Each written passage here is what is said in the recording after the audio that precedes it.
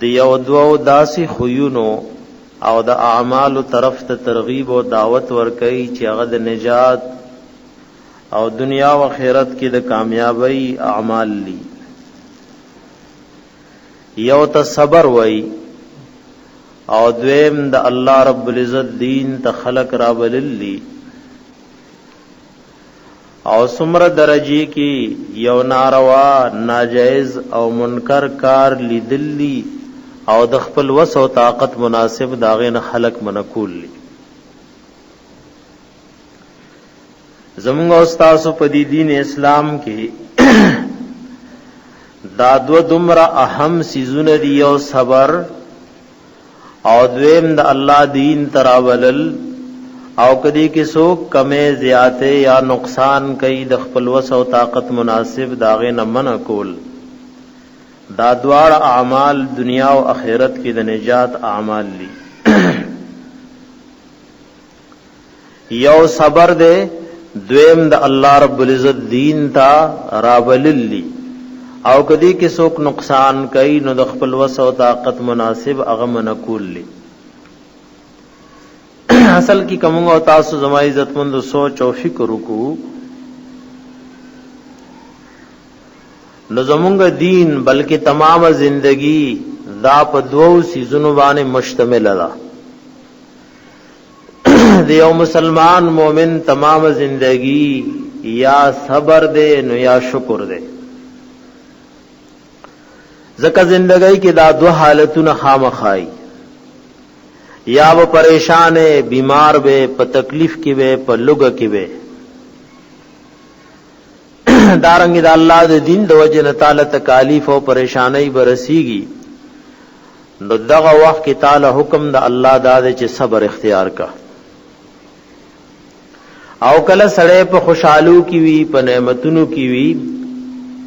نو دا وخت کې دل د الله د طرف نه حکم د شکر ادا کولو دی.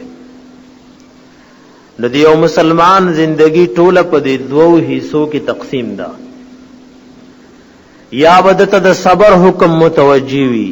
نو یا بدت د شکر حکم متوجی وی. او دا دو حالتونه بس د انسان امتحان په دې دوو حالتونو کې غستې شي. یا په د خوشحالي وي، په د مالداری وي، نعمتونه وي، یا په د باندې غمونه، پریشانای، لوګي او تکلیفونه وي. د دوارو حالتونو کې چې کله انسان صبر او شکر اختیار کو نو دا انسانان ډېر کامیاب دي. حقیقت دا دی چې په دنیا او معاشره کې صبرناکم ډېر کم دي نو شکرګزارم ډېر کم دي. رب العالمین ذکر خپل کتاب کې وی وقلیل من عبادی الشکور، زما په بندگانو کې شکرګزار ډېر کم دي. دارنګ صابرین هم ډېر کم دي. ذکر د صبرناکو د پاره ک نور حسم ملاو نشي نو زما عزت مند دا لګا چې الله وی انما یوفى الصابرون اجرهم بغیر حساب.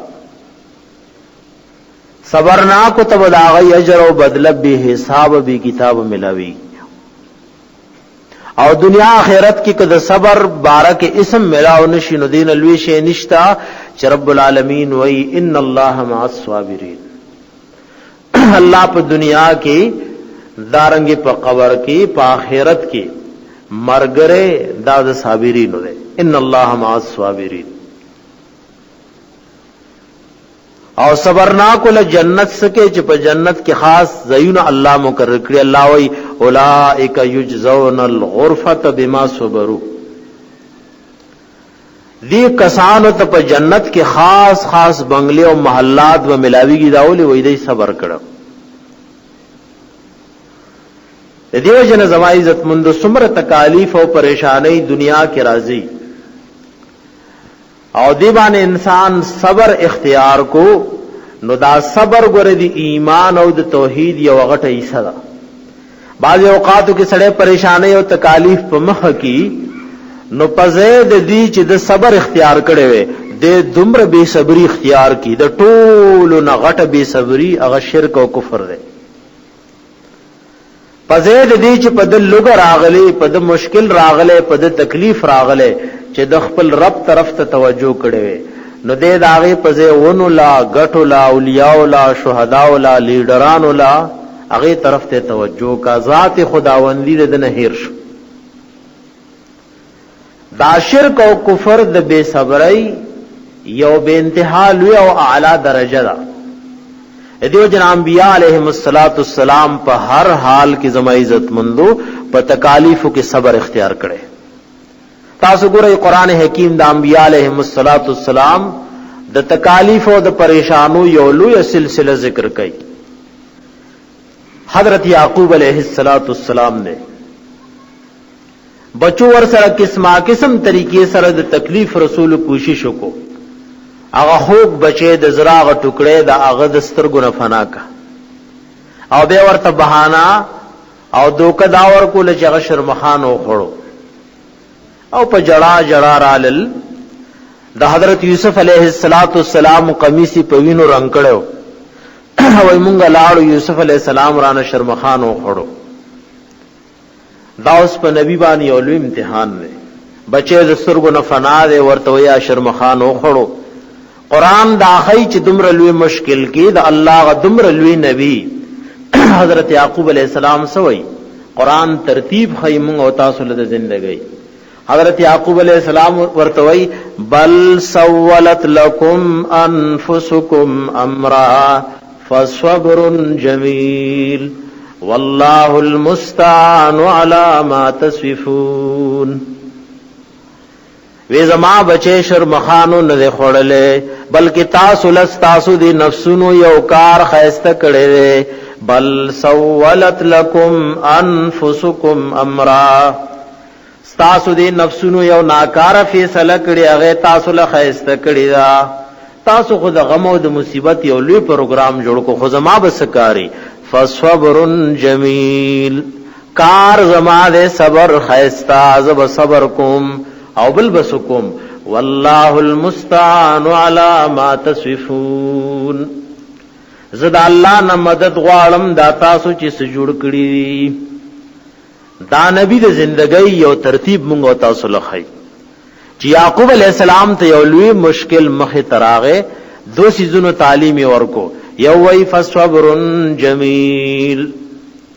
ما د پاره دي صبر خیستوي فصبر جمیل ما د پاره د صبر خیستوي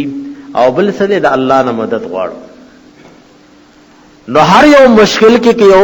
امتی دا طریقه اختیار ک چې صبر جمیل اختیار کو او بل طرف ته د الله رب العزت نه مدد او نصرت غوښتو نو یو خو به زما عزت مندو مشکلات الله حل کی دیم بندگی ددام اچ وې د بندګۍ لپاره متاسو پیدا کړی او انسانان او پیریان الله د بندګۍ د پاره پیدا کړی غ بندګۍ دم دا چې په داسې مشکلاتو کې او سړی صبر اختیار کی او دغه کار زما عزت مندو زموږ استاد د دین د مشرانو ام المؤمنین عائشہ صدیقہ رضی اللہ تعالی عنہا چې کله منافقانو تهمت لګولو واقعا بار بار تاسو ورېدلی نو دین لوی مشکل نو زما عزت مندو چې د رسول الله صلی الله علیه وسلم په بیبي باندې منافقانو تهمت لګولو حدیث د بخاری شریف کې راځي چې کله خلکو دا خبره په مدینه کې خورا ورکا نغرا لاوي زد ځان او تاسو د پارس مثال نګورم ډېر غم د وجینا د حضرت یعقوب علی السلام نوم ته هیر شو وې زما استاد مثال پشان د حضرت یوسف علی السلام د والد دی د ام المؤمنین عائشہ صدیقہ رضی الله تعالی عنها نا د ډېر غم د وجنه د یعقوب علی السلام نوم هیر شو وی زما د الله په ذات قسم استاسو زما مثال نه ده مگر د یوسف علی السلام د پلار غونته ده تاسو په ما تهمت لګولو او دا خبر استاسو ذهن کې کیناسته خو مال سکار ده او ای فصبر جمیل بل سولت لكم انفسكم امرا فصبر جمیل والله المستعان على ما تصفون تاسو نفسونو یو گندکار تاسو لخوخ کړي مال ر صبر جمیل وی زدا الله نه مدد غواړم تاسو دې تهمتونو د دې بارک نو عرض میداو دا دو کارونه دی یو صبر دے دویم د الله دین ترابللی دا د کامیابی او اعمالو کو یو انسان کې دا صبر رش صبر زما عزت مند یو ډېر لوی مقام دی چې کله انسان باندې بیماری رااله د باندې تکلیف راغې د باندې لوګ رااله او د صبر اختیار کو صبر سره وای یعنی کته وګه کته تګه کته بیماری کته دی دشمن نه تنګي خدغه وخت کې د الله او د رسول فیصله لټول وغه تغاړه کې خدل دې صبر وای چې وای دا بیماری خوراله لوګه خوراله تکلیف خوراغه خدا الله او د رسول ما ته دی وخت کې څه حکم دی دا الله او د الله د رسول مال دی وخت کې څه حکم دی نو چا چې زما عزت مند دغه عمل اختیار کړي دنیا او آخرت کی الہ العالمین ای تصور کړي کامیابی ور کړي حدیث پاک د بخاری شریف کی راضی حدیث پاک د بخاری شریف کی راضی د صبر بارک رسول الله صلی الله علیه وسلم بیان کړي سو معشومان دا پزانګو کی خبري کړي سو معشومانو دا زانګو کی خبرې کړي تفسیر روح المانی کی ارا جمع کړي او تقریبا یولس معشومانو په حالت د زانګو کی خبرې کړي یو پکې دامو حدیث پاک کې د بنی اسرائیل او واقعا رسول الله صلی الله علیه وسلم ذکر کړي یو زنانه دا بچي خوالا چوله او هغه خواروي پدې کې اوسړې په اسور دی او ډېر په یو غرور او تکبر کې روان دی ځکه هغه دور کې لوی نه لوی سورلی سوا هغه اسو ډېر په یو غرور او تکبر کې روان دی نو دا زنانه بچی له شود ور کوي او سړیو کتو وی الله زما دا بچي امداسي کې د څومره په یو لوی جلال کې او شان کې روان دی هغه زر شود پرې خلوی ما دی الله د دغون ته نګر دی دا هم متکبر دی بیا وی روانه دا خلق په تهمتونه لګي ټکای وی او دا غي صبر دی د بدکارۍ او د ګناه لپاره مجبوره کوي هغه صبر کړي وای او ټکای روانه دا زنانه یا الله زما دا بچي خدا سے مگر زه رسول الله صلی الله علیه وسلم فرمایي حدیث د بخاری شریف کې راځي بچی زر شو د پرې خل به ما د الله د دې غنته وګرځي چې دا یو ګناه او ظلم ته په زور باندې مجبور کول شي لیکن هغه صبر اختیار کړي دنیا کې صبر زما عزت مند دمر یو لوی مقام لري صبر یو دمر لوی مقام زما عزت مند لري دیو جنا کم انسان کی چې د صبر مادر اعلی نو د صبر جزاء او داغه بدله بغیر د الله او د جنت د ملاویدون بل شی نشته چې کله انسان باندې څه تکلیف راغې څه بیماری رااله او د پاغه صبر اختیار کو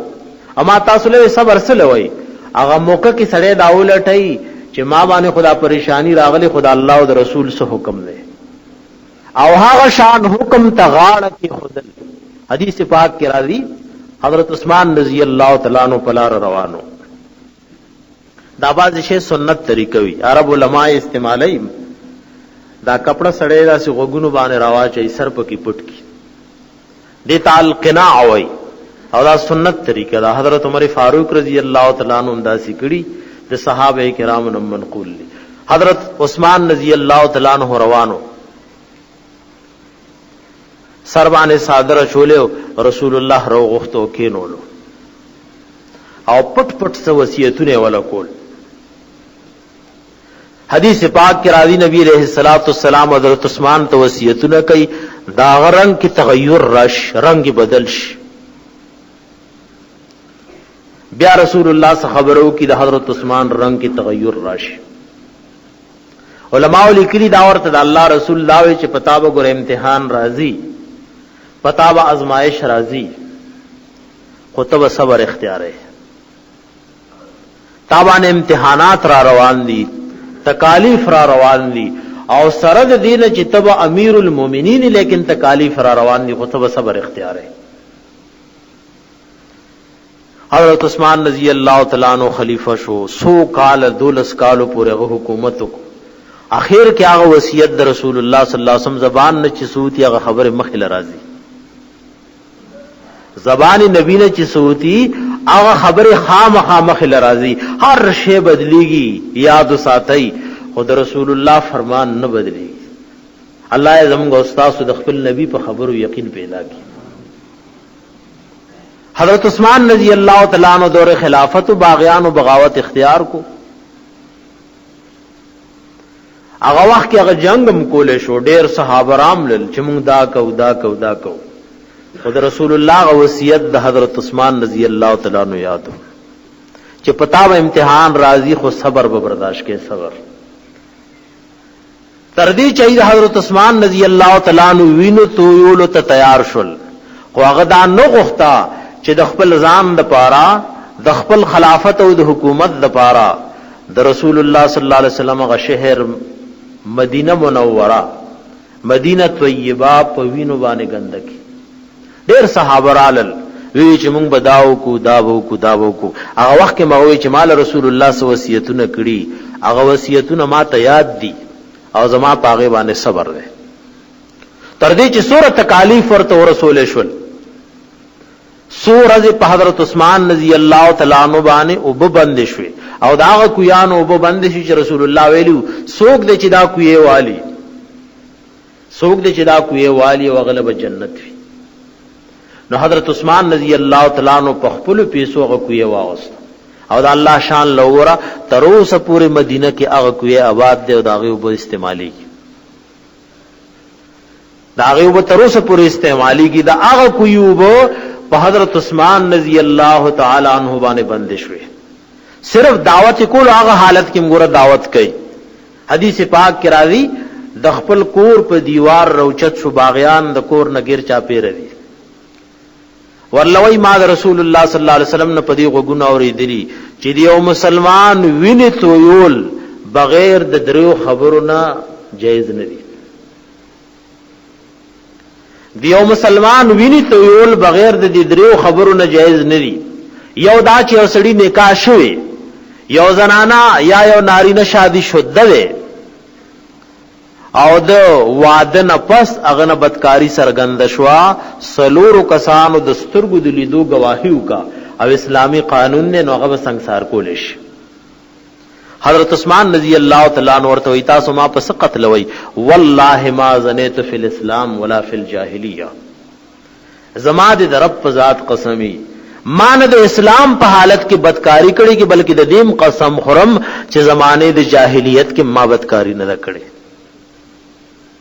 دویم دیو مسلمان ویني په دې بتوي چې هغه ناروا قتل کړي ناجائز قتل کړي نو دا علماء لیکلي د امت اجماع چې په خپل د قصاص غستو هیڅ چاله اجازه نشته کې یو سړي خپل قاتل مړ کو نو د امت د اجماع خلاف کو قصاص غستل حق د اسلامی خلیفہ حق او کله چې په خپل خلک کلی نو تاسو ګورئ نقصانات له اجماع د امت چې قصاص په خپل سوکنالي صبر د اختیار کی وما اوسو قتل کړي نه دي چې تاسو ما قتل وای دوی مرتوي داغه چا قتل جایز وی چې رسول الله فرمایي چا چې دین بدل کو مسلمانو لیکن دین بدل کو مرتد شنو قتل کوي ځکه مرتد د پاره په اسلام کې بل څه سزا نه وا بعض علماء لیکلي مستحب دي چې درې ورځې مهلت بوله ورکړي حضرت معاذ ابن جبل رضی اللہ تعالی عنہ ابو موسی اشعری رضی اللہ تعالی عنہ یمن ته ملاقات تراغله ورسره خوا کې اوسړې تړلې ودا سوق دے ویره د مسلمان شو خو بیا نصرانی شوه وی سوره مده وشوا وی میا شو وی خم میا شو او تعالی دې قتل کړي نه وی کینا وی په ذات د خدای می دې قسمی کینم دا الله او د رسول حکم خدا دې چې من بدل دینه فقتلوه چا چې دین بدل کو نو دا اثر ته وای میا شو دې لا ولار دې زما دې در الله په ذات قسمی ته د الله او الله د رسول په فیصله کې د تاخير کړو زکینم ترغیب کینم چې به جلاد روغړ د نه اثر وها ناغه صحابي زر جلاد روغختو ترغی هغه کې نه ناستو چې داغه سره والے نو صحابه سره د دین دومره زما عزتمند فکر نو ما خو دینم نه بدل کړي عرض می دا کول حضرت عثمان رضی الله تعالی عنہ صبر اختیار کو تر دې چې باغیان رااله لغه شهید کو او داغه سزا امت تدا ملاو شو. چې علماء لیکلي د حضرت عثمان رضی الله تعالی عنہ د دور نه چې کله په امت باندې توره کې خودلی شوی تر قیامت بدل لرکیږي نه داغه د قتلولو دا یو سزا د امت ته ملاو شو. چې تاسو یو داسې مظلوم انسان شهید کو خداغه د قتلولو او داغه د شهیدولو بدا سزای دا هغه وخت نه چې په امت توره خودلی شوی. بعض سلف صالحین خوب مغه وخت کې لیدلو چې حضرت عثمان رضی الله تعالی عنہ شهید شوی قتل چې د اسمان نه یو دو پرنالې د وینو زمکه ترابې دي هغه وخت نه امت باندې توره خودلی شوی او قتل او قتال شروع دی. عرض مدا کولو چې دو سيزونه دي چې هغه د کامیابی دي. یو په مشکلات او لګو تکالیف او پریشانو کې صبر اختیارول. دویم د الله د دین دعوت پیش کول او کدی کې څومره څوک ناروا او منکر کار کوي نو د وس او طاقت مناسب هغه منې کول. د وس او طاقت مناسب هغه منې کول دا دواړه کارونه داسې دي چې د نجات دي. لیکن نن دا دواړه سيزونه زموږ بالکل ختم دي. صبر خو بالکل اډوشته دی نه. حدیث پاک کې راځي رسول الله صلی الله علیه وسلم فرمایي د صبر باره کې وایي یو سړی سترګو نظر ختم شو او د په دی باندې صبر وکړ نو الله رب العزت الله نبی وایي الله وایي چې ما سره بغیر د دنه د جنت نه بل بدل نشته. الله امتحان روسته او د سترګو نظر واغستو د صبر وکړو. دارنګه حدیث پاک کې راځي د چا یو محبوب انسان وفات شي پلار رور بچي بیبي رشتہ دارو کې بل څوک او د پاغه صبر وکړو نو حدیث پاک مشکات شریف کې راځي د صبر بدله بغیر د جنت نه بل شي نشته. لیکن نن صبر کم دی. نن زنانو کې صبر شته نه پنارینو کې صبر شته. څومره بار بار مسائل واورې دي شول چې مړی پسې پتا و تا او پچو چغو جړا باندې الله او د الله رسول ناراضه کی. لیکن بیا چې غمونو شي هغه چې خپل خوخه ځان د الله او د الله د رسول د قانون پابند نه ګرځول. دارنګه کنارینو لم پته لګي نو بعضی سونه بس که غم دی او که حاضر او د زنانو په خپل اختیار دی. حدیث پاک کې راځي رسول الله صلی الله علیه وسلم اتم کالو د هجرت او جنگ موتات صحابه کرام لګلو دا غي د شهادت خبر راغی چې حضرت جعفر رضی الله تعالی عنہ شهید شوه. د رسول الله په خاندان کې ډېر لوګو خلکو ایمان راوړل او هغه لک خلکو چې کوم ایمان راوړل پر رسول الله ډېر ګرانو خپل رشتہ دار پارچا ګران وي. د نبی رسول الله ترونو کې صرف دوه کسانو حضرت عباس او حضرت حمزه رضی الله تعالی عنہما ایمان راوړل او ترونو په زامنو کې دغه دوه کسانو حضرت جعفر رضی الله تعالی عنہ حضرت علی رضی الله تعالی عنہ. او یاد ساتي کوم رشتہ دار د رسول الله چې ایمان راوړل نو پر رسول الله ډېر ګرانمو او ډېر د شجاعت او د بہادرۍ سره د اسلام خدمت کړي. د رسول الله ډېر د خپل ترونو سره او رشتہ دارو سره مینه وا. حدیث پاک کې راځي رسول الله صلی الله علیه وسلم یو شپټول شپود نشو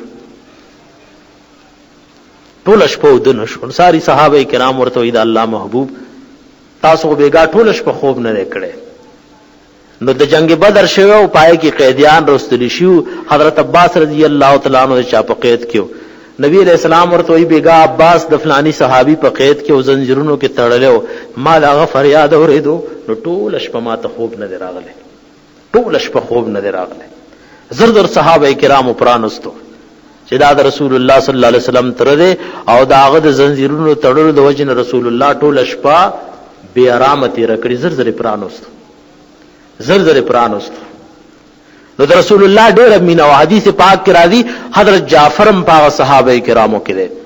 یو خدای عزت مند د قرباني کړي یو هجرت حبشه ته کړي نو دویم هجرت مدینه ته کړي او دا شخصیت ته چې د په تقریر او د په وعظ نجاشی او دا هغه ټول قوم ایمان او اسلام راوړل. او کله چې خیبر فتح شو نو د مدینه طیبه ته راغی. رسول الله صلی الله علیه وسلم له پته ولګی چې حضرت جعفر د حبشه نه راغی نو منډي والے صادر ور پسې راخکې شو او حضرت جعفر ځان سره ملاو کو په دې تندی په سر خپل کو او پته نه لګی چې زه د خیبر په فتح ډېر خوشالم او که د جعفر پر اتلو ډېر خوشاله د رسول الله ور سره به انتها مینوا. نو جنگ موتا کې چې کله هغه شهید شو حدیث پاک کې راځي رسول الله جمعات کې ناس ته مسجد نبوي کې خبر ورته راغې دغه مغاصرات په مخ کې ښکارېدل. ام المؤمنین عائشہ صدیقہ رضی اللہ تعالی عنہا فرمایي مشکات شریف کی حدیث راځي چې زه د دروازې په سوري کې ګورم رسول الله صلی الله علیه وسلم ته ځکه د ام المؤمنین کور دا د مسجد نبوي سره بالکل لګېدل رسول الله ناس ته او دغه مسرات په مخ مبارک کې ښکاری ډېر بے انتها پریشان دی ځکه پای کې یو خو هغه صحابي شهید شو چې رسول الله په زوی سره نیو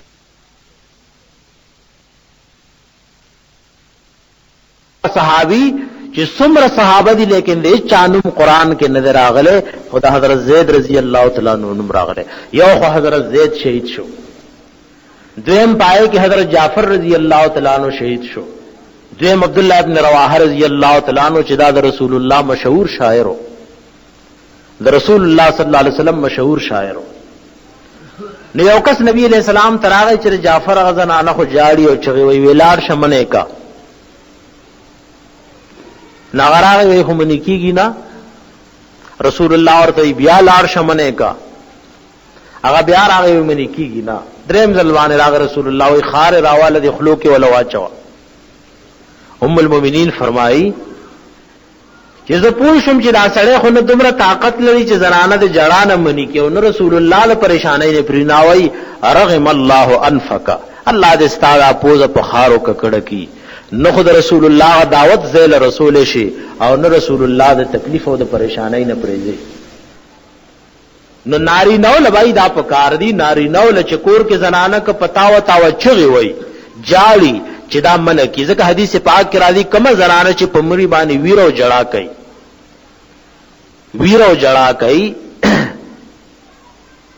نو پرز د قیامت بده ته د اور جامې واچول شي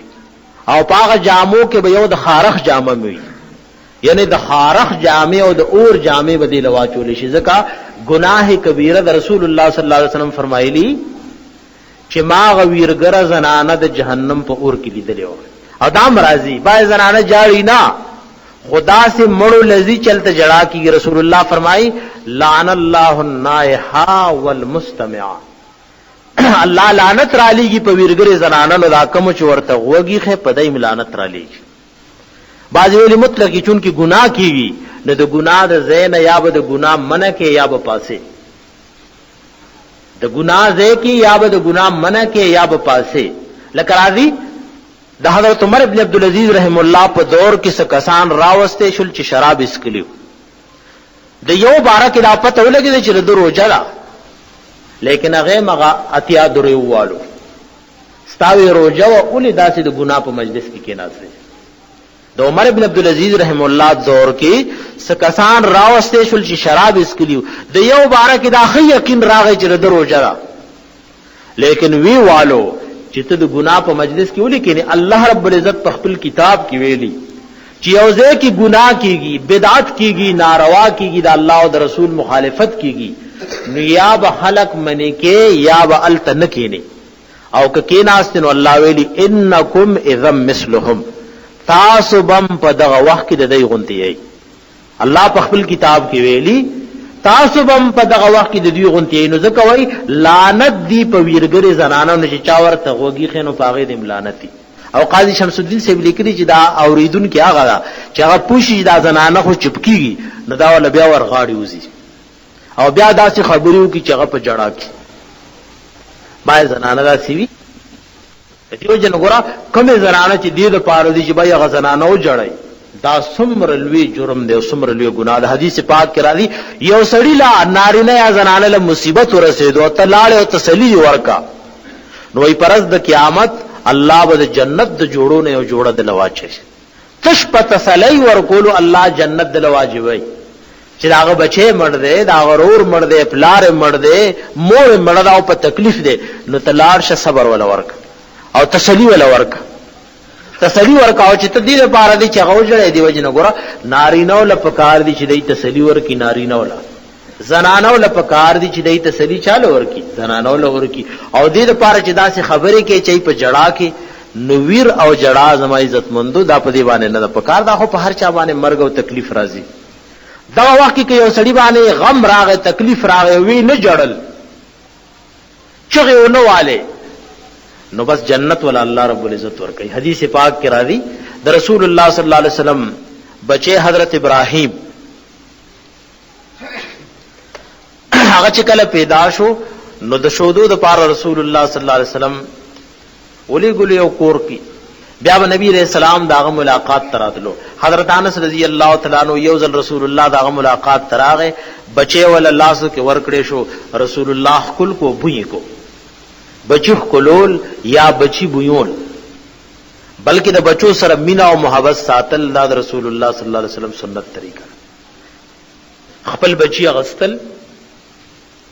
رسول الله صلی الله علیه وسلم پردی بچی واغستل شیخ الاسلام ابن قیم رحم الله کتاب لیکلی چې څومره پردو معشومانو د رسول الله په جولای کې واړه بول کړي پردی معشومان د رسول الله صلی الله علیه وسلم سره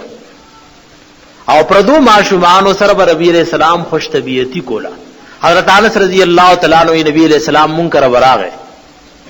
ازما یو معشوم رورو داغه سره خوش طبیعتی به کولا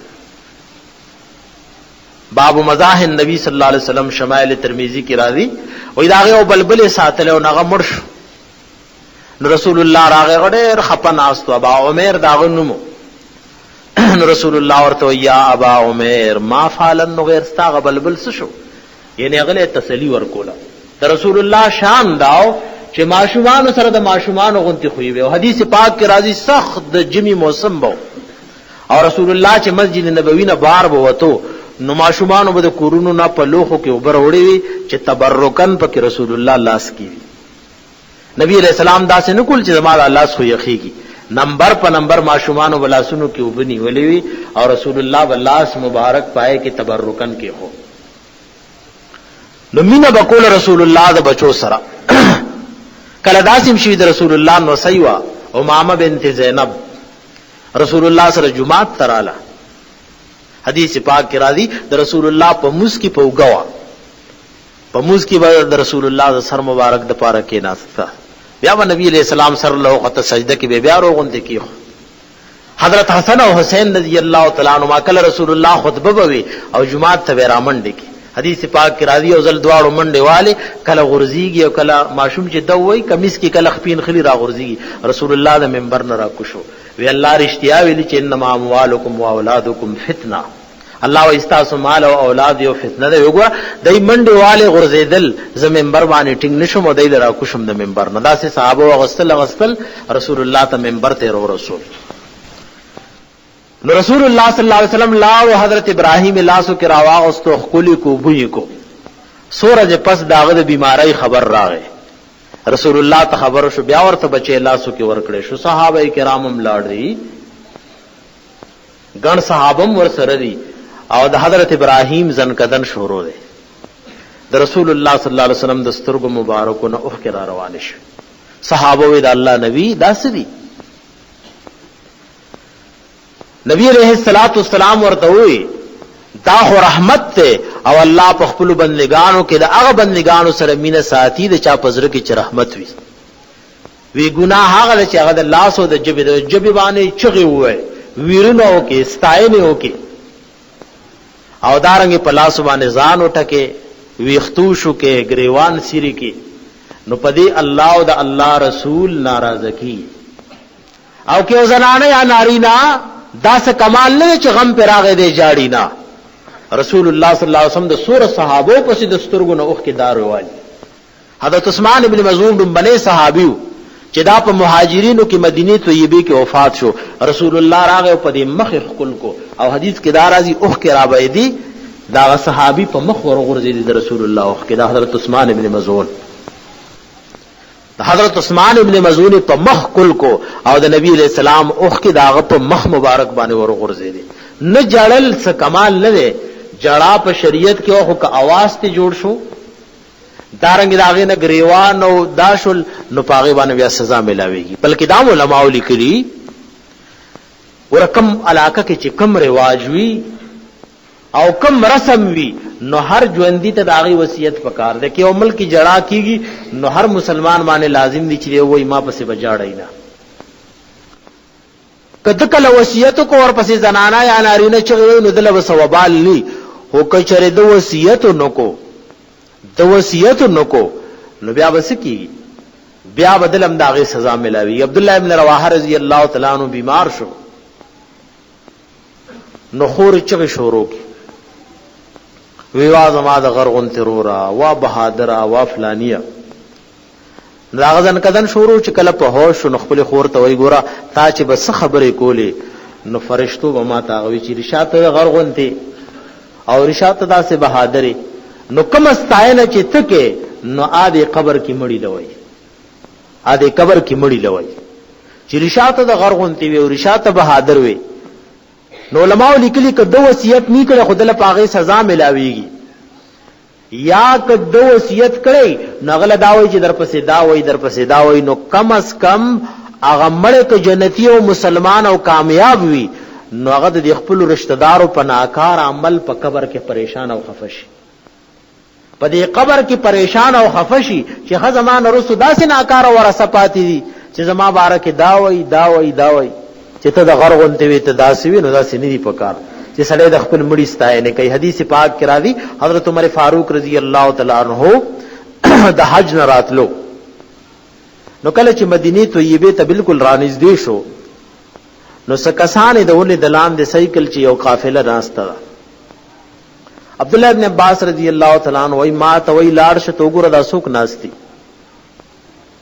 نا وایي زه لاړم ما ورته دا حضرت صہیب رضی اللہ تعالی عنہ دی او دا غسر نور صحابه دي ویلار شروي غواړه ماله. حضرت صہیب هغه شخصیت چې حضرت امیر المؤمنین وصیت کړو چې ځکه له وفات شم زما د جنازې امامتی دی حضرت صہیب رضی اللہ تعالی عنہ کی. نو حضرت صہیب رضی اللہ تعالی عنہ وروغتو بس سورہ پس چې حج نه غراغه نو بس په چړو باندې واله شو حضرت امیر المؤمنین رضی الله تعالی عنہ. علماء لیکلي هغه حج کې دعا کړې و چې الٰه العالمین زما حکومت ډېر فراخ شوه تر لری لری پورې او زه ریګم چې حقدارانو تاسو نه لای حق نرسي نو الٰه العالمین زو ذمہواری نشم قبولوله تاسو ما ځان طرف ته واخله. نو کله چې هغه په چړو واله شو حضرت صہیب رضی الله تعالی عنہ راغه دوره داسې حالتونو کې صحابه کرام چې منکر لیدل او رد کړي نا وی وا صاحبا وا صہیب رضی الله تعالی عنہ وی وا زما مرګریا وا زما رور حضرت امیر المؤمنین یادای.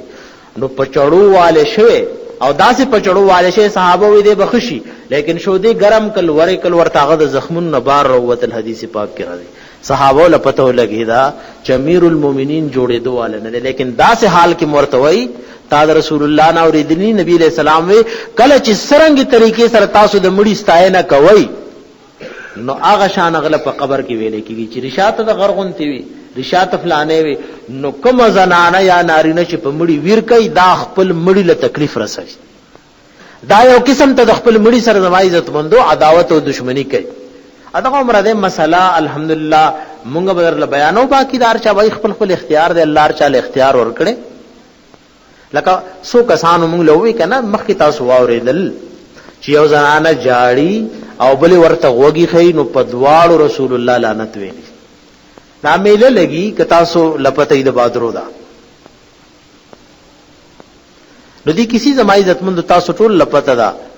الته یو ولی قبر ده او دا دې ټولو کچالي دلی ډېر خو پسترګو لیدلی لیکن اوریدلی هر چا دي چلته جوړې ډمان راغلی پای کې سرکشونه او بے پردګيري وي پای کې ډول او سرناوي خځې او سړی ګډوډ وي اول ته سجدیم خلق کوي حاجتونه او مرادونه مواړي د قبر نه. بعض خلک چې بار بار اوریدلی لیکن دا الله او دا الله د رسول په خبره د چاکار ني. ډېر خلک د دې محلې نه څومره خلک تله په پرون چا فلانه ته مای بای مسله اوریدلی زمونږ چا سره زور نه دی د الله او د الله د رسول دین نه مونږ ورته بیانو تپوس والا الله او د الله رسول شته میدان محشر کې خو یاد ساته یا غزه کې کسمره ډمان راغلی سمره گناهونه شوي نو یو حدیث کې دارازي چې من کسر سوا د قوم فهو منهم د چا ډله چې ډیره کنه دای سره وي تاسو مخ کې تیر شول چې هغه شراب په مجلس کې ناستو روجه وا لیکن پناس مجلس کې نو صحابه او تابعین معاف نکو لکه نور چې څنګه اتیا دوریوال نه موالو چې ټیک له تا روجه وا خولي په داسې مجلس کې ناستي نو کته ډیر وی چې بھائی ما خو سجده نه لګولې خو ډیر خلکو با سجدي لګولې ویلتا ډیر خلکو جوړي جوړي ډمان او قوالی له خوې یو سنت طریقه وای ثواب ولوي کار خیر ولوي التبړې ربي پردګيري شوي نو پاغه ټولو کې بده سوي پای کې بده شریکی ذکر رسول الله فرمایلی ناروا کار چې دیولې دنو پلاسه منه کا کله لاسو طاقت دینی نو پجب وایا او که پجب دینی زړه کې بد ګورا او ویلی چې دین رسول ایمان ورو درجه نشته باز احادیثو کې راځي نو سمو خیال له سړی چلته زی لا سبحانه خدای نشي ویلې په خله نشي ویلې زړه کې کده راضی نه وي نو دې نه بنوتلو پیسې به دور نه لګولې دور بچي او ځان سره رشتہ دار به نه بوتل خدای په دې عمل خرازي دي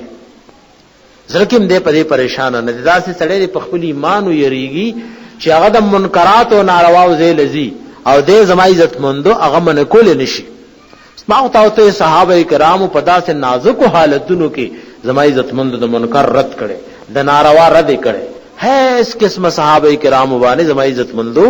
د چا دباو نه راغله ابو هريره رضی الله تعالی عنہ مبارک راضي وکتا سو چاړه کی دی د دې سټ د طرف نه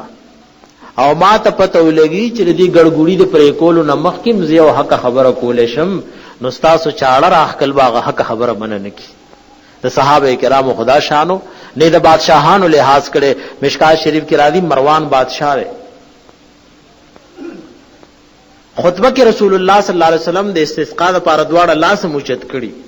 خو اسه عامه خطبه کې د دعا لپاره رسول الله صلی الله علیه وسلم لاس نه دی اوچت کړي نو مروان یو ځل دعا کول او دعا الله سره اوچت کړي صحابي ناس ته عمار ابن رویبہ رضی الله تعالی عنہ دا غنوم نه دا صحابي صحابه د داسې استاد او د داسې معلم نه دین زده کړو او داسې د هغه ایمانی قوت او بادشاہي وخت ده او د نن دا بس بادشاہي دوه ورځې وزیر نو په بل ورځ بیا سي جیل کې پروت وي آب تر مرګ پورې خلیفہ او څومره اسلامی حکومت چې مروان چې څومره اسلامی حکومت د ټولو بادشاہ هغه خطبه وای او خطبه کې لاس اوچت کړ صحابي را پاسی ورته وای ستاره لندن لاسونه دی الله هلاک او تباکی ما خو رسول الله نو کتل چې خطبه کې لاس اوچت کړیو هغه وکه ضرورت راغې نو پدې یو غته به اشاره کول د صحابه او د منکر دمر زما عزت مند پای باندې شکر دمر په صحابه کرامو باندې زما عزت مند منکر بد لګیدو دمر ناروا شی زما عزت مند پای باندې بد لګیدو او موږ تاسو ورپسې دې نه پروګرامونه کو چې وای دا اورس دې او دا فلانه شی دې وغیله موږ زو اعلان کې رسول الله ځن کدن کې ګوره دوره حیا پکار نه کنه اسی زمیدارم دا وای زما پلار چې مړ کېدنو دې وصیت کړو دې وصیت کړو دې وصیت کړو نو حلالي بچي د خپل پلار او د خپل مشر د ځن کدن وصیتونه نه هېري زموږ استاد د پیغمبر د ځن کدن سو وصیتونه ډېر خبرې مخ کې کړې خو ځن کدن کې څه ویلو ام المؤمنین عائشہ صدیقہ رضی الله تعالی عنها فرمایي وی فرمایل بیبیانو ته وای کستا سو خوخای نبی علیہ السلام بیماری حالت کې وی د ام المؤمنین د کور نمبر وکړلې د کور نمبر وکړلې بیبیانه پوه شوې چې رسول الله دا تمنا لري ټول اجازه کو چې دا الله رسول زموږ اجازه ده د بیماری د عارض د ام المؤمنین عائشہ صدیقہ رضی الله تعالی عنها په کور کې تیرې کا ټول د بیماری رضی الله ته تیرې دي هغه حالت کې رسول الله صلی الله علیه وسلم فرمایي لعنت الله علی اليهود والنصارى اتخذوا قبور انبیائهم وفي روایت وصالحهم مساجد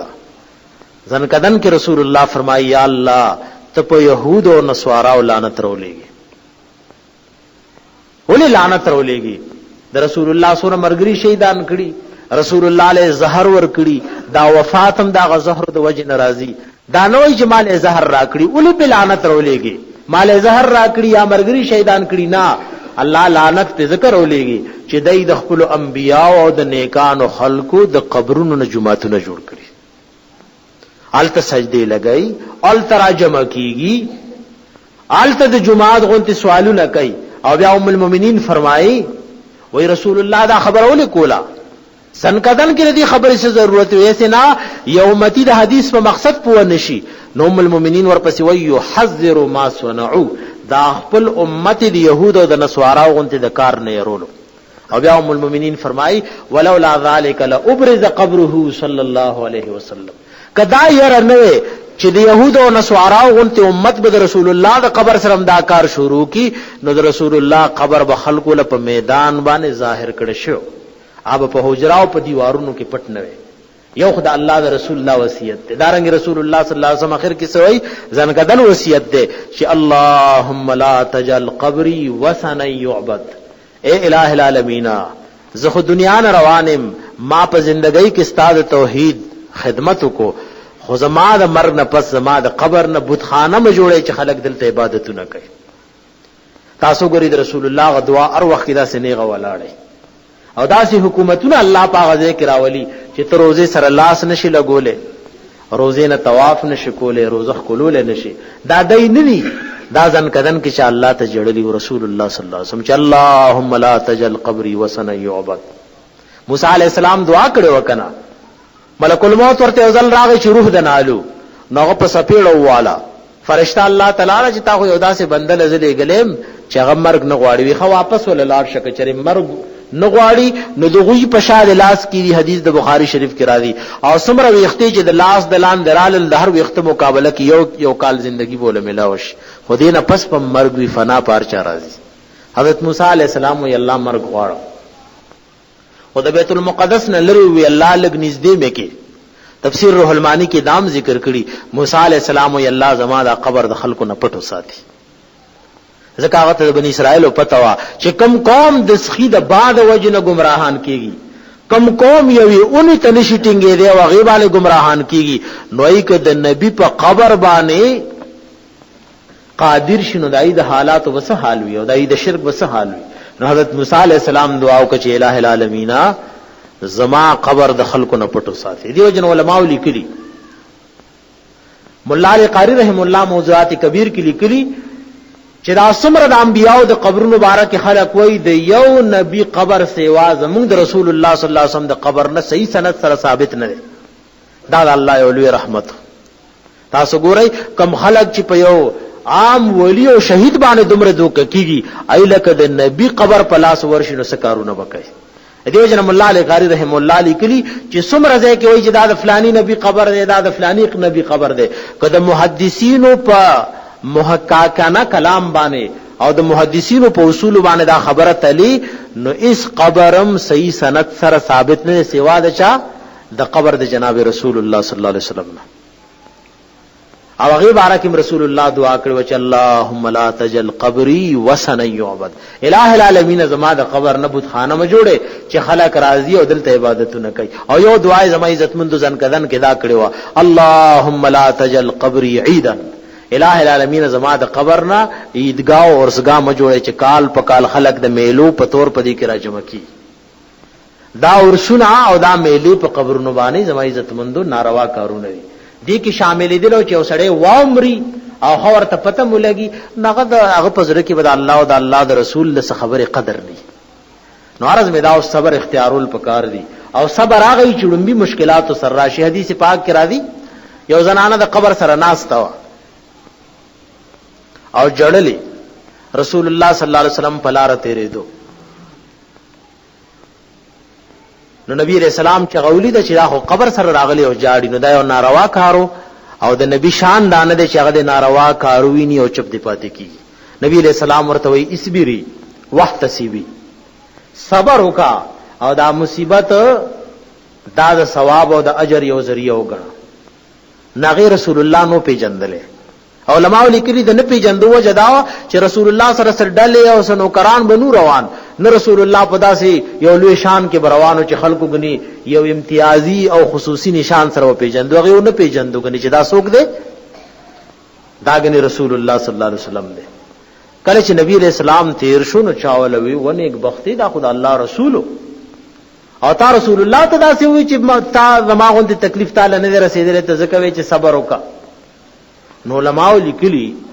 او بعض تفصیلی روایتونو کې راځي. مشکات کې حدیث مختصر ده،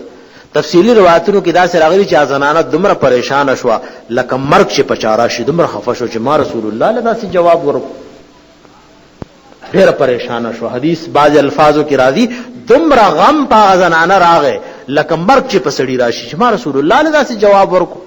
زر زر رالا او د رسول الله دروازې تراله. حدیث کې دا راځي د نبی علیہ السلام په دروازې کې سنوکران او دروانچیان نو ولاړ. وردن نشو رسول الله صلی الله علیه وسلم ته وای ما په جندل نه وی. علماء لیکلي رسول الله ورته جواب ورکو چې خفقېګه ما زد ځان بارک کلم چانه خفقېګم نه، خو انما الصبر عند الصدمه الاولى. وی صبر هغه صبر وی چې ډومبه غم را ورسېد او تا صبر وکړو. غم چې سور شي قسم صبر دی. بیا هو کال پس زنانه ځان نه ټکې او نه چغي وای. صبر دغه دی چې غم را ورسېد او چا د دې سره صبر وکړو. نو بھائی هر حال کې صبر اختیارول او دا قتل چې بھائی دا تکلیف او مشکل راغې دا الله او دا الله د رسول څه حکم دی ماته. دارنګه سوق په یو منکر کې لیدل نو د وس او طاقت مناسب بھائی دا منکر رد کول. یعنی پس درجه کې چې وی لاس سره وی کلاو سره دی جبه سره نور وس او طاقت دي نشه نغځي کې هم کې نه کنه. الله رب العزت ویلي چې څوک دا کار کوي چې د منکر رد کوي نو اولئک هم المفلحون. د اولئک هم المفلحون معنی دا خلق الله او کامل کامیاب دي، کامل کامیاب دي. الہ العالمین دې موږ تاسو له توفیق راکړي چې موږ د الله او د الله د رسول خبره واورو، دا غي قدر او قیمت زموږ په زړونو کې زما عزتمند پیدا شي. بل بھائی مخکې بعضې مرګرو سویلو چې خفشي خدا د خفقان خبر نه ده او کې سړی په دې خفقېږي نو به ناپوهه وي. اغله استغفار پکار د دین له توجه پکار ده. دا موږ مدرسه د بعضې مرګرو په خپل اختیار باندې چا 15 او 10 روپۍ لیکلي زور په چانو مخکم کې چا لیکلي که چا بلس لیکلي موږ ورې 15 لیکا او چې دا در باندې بوج کېږي نه هغه ستاسو 15 را جمع کېږي او الحمدلله حفظ مدرسه شروع ده. څوک په 13مه پاره کې دي، څوک په 10مه کې دي، څوک په 12مه کې. اوسو میاشو چې بعضې خلک ورکوي نه او که چاله ووایي نو پای بد لګي. بلکې دا هم راله بعضې مرګرو وایي چې موږ جمعه کې اعلان وکړو نو یو راوغورځولي چې اوس مو شرموئ. شرم دا نه دی، شرم دا دا په کور کې چې ټیوي ډنډه لګولې دا شرم نه دی. که دا شرم خو رسول الله هم ترغیب ورکړی په جمعات کې. رسول الله د چندې دپاره زما عزتمندو ترغیب په جدا شرم نه دی. دا خو که ته پوهېږي نو دا تا لپاره یو فخر دی چې ستا دا 15 او 10 روپۍ دا په دین کې ولګي. ورنه یاد وساتئ چې دا ټول وایي چې نه به ورکو. نو رب العالمین یو فیصله کړې وَإِن تَتَوَلَّوْا يَسْتَبْدِلْ قَوْمًا غَيْرَكُمْ ثُمَّ لَا يَكُونُوا أَمْثَالَكُمْ. الله وایي که دا ټول راپاسې زما په دین پیسه نه لګوئ تاسو به کټ کم نور براولم، تاسو به کټ کم نور براولم. الله خو فیصله کړې به تا به کټ کی. نبی علیہ الصلوۃ والسلام الله رب العزت وایي زما او زما د رسول دین مدد وکړي وَإِلَّا تَنْصُرُوهُ فَقَدْ نَصَرَهُ اللَّهُ. که امداد نه کوي الله وایي ما هغه وخت امداد کړو چې یو پیغمبر خلکو د مکین او شړلو او یو سیدنا ابوبکر صدیق رضی الله تعالی عنہ ورسره او دومره تکلیفو چې رسول الله 3 ورځې او 3 شپې په غار ثور کې تیرې کړې. نو چا مدد نکولو الله او جولاګي له حکم کو کونتره رولې غلې دا غي په ذریعہ خپل نبی مدد وکړو. زر زر جاله واچو کافر وي که رسول الله دلته وردن نشوي خدا جاله بسوا او کدل ته وردن نشوي دا کونتره څنګه پاګو ناسه کوم رب چې د خپل نبی حفاظت د جولاګي په جاله کول شي دیو کونتره پاګو کول شي. نو ما استاد الله سروپو 50 روپو ته ګوره د الله رب العزت دین محتاج نه دی. دا فخر وګڼو یاد ساتي چا پیسې چې په دین لګي غل الله ورکي او د چا چې نه لګي زما عزت. تاسو ګوره خلک سوره لوی لوی قربانای کوي زما تاسو به 50 او 10 روپو تنګيږي قدر لوي نو په دې تنګيږي ما بد م غړای اګه بد غړای نو الہ العالمین به نور څوک پیدا کی او دغه عمر ده چې زموږ استاد مال دا بداغه د حرام والی او داغه د بیکاری علامه چې دا الله رب العزت په دینونه لګي. نو کوم کسانو په خپل مرزي باندې لیکلي چاله د کال جمع دي چاله د یو نیم کال جمع دي نو دا سم کوي په خپل مرزي ملیکلي په 10 روپو 50 روپو باندې ځکه د 150 نه پکې سیوا د چاشتم نه چې سړی په میاش کې زما عزت مندو دام نشي برداشت کوله.